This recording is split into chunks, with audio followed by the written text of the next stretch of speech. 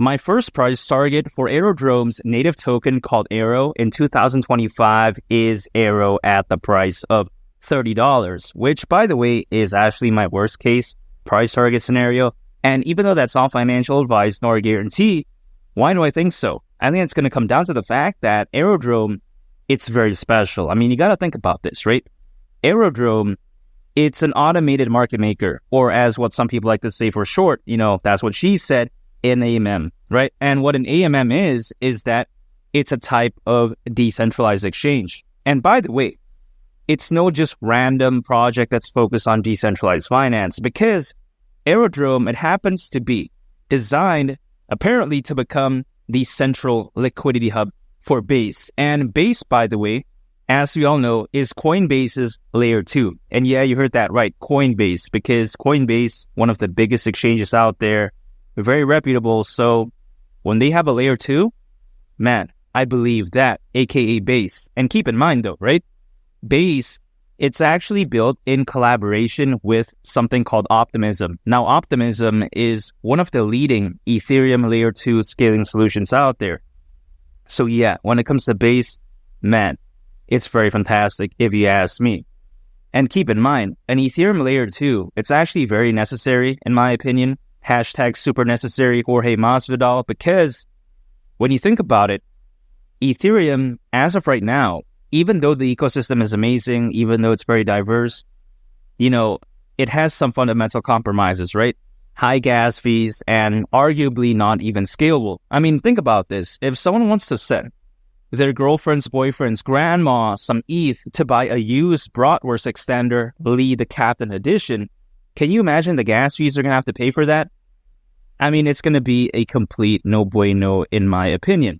So yeah, you get my point, right? Ethereum, it definitely needs an Ethereum layer 2 scaling solution. So I think that when it comes to Base, it's fantastic. And Optimism, one of the biggest layer 2 scaling solutions out there.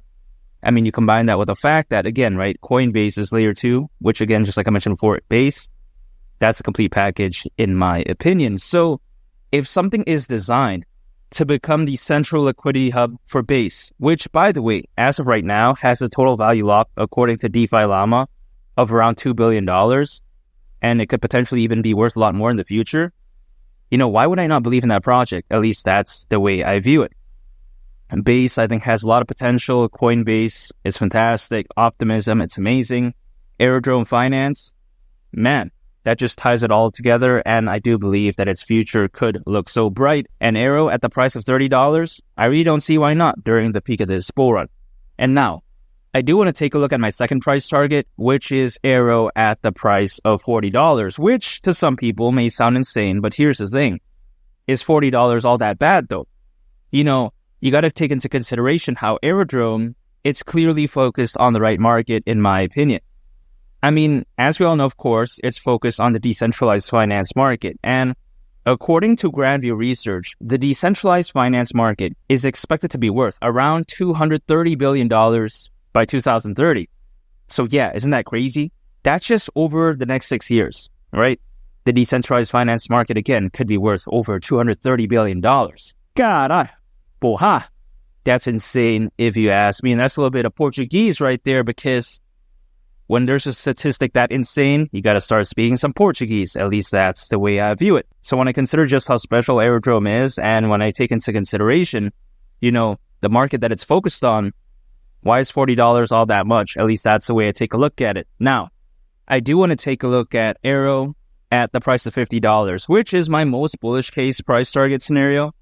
And if AERO were to do that, that is a 50x from here. Now, this may sound insane, but in a most bullish case scenario, I could very well see it hypothetically happening, because as of right now, there's more cryptocurrency owners than ever before in history.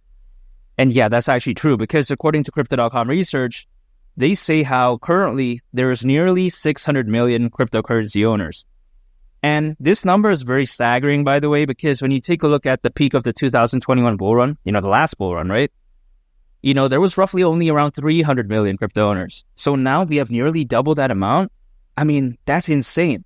If the 2021 bull run was already that hashtag Britney Spears type of level, crazy or whatever, can you just imagine, this time around, the peak of this bull run, man, it's going to look something even more insane than that, if you know what I mean. So when I consider just how crazy this altcoin season could be, right? The peak of the bull run. And also when I consider just how impressive Aerodrome Finance is, I really don't see why $50 in a most bullish case scenario for AERO is native token. I don't think it's too outlandish. And now, how soon do I think this will all happen? Historically, it does take some time, especially from where we are right here, right now, because, the Bitcoin halving event, it did happen last month, right? And we're somewhat in the beginning of May as we speak.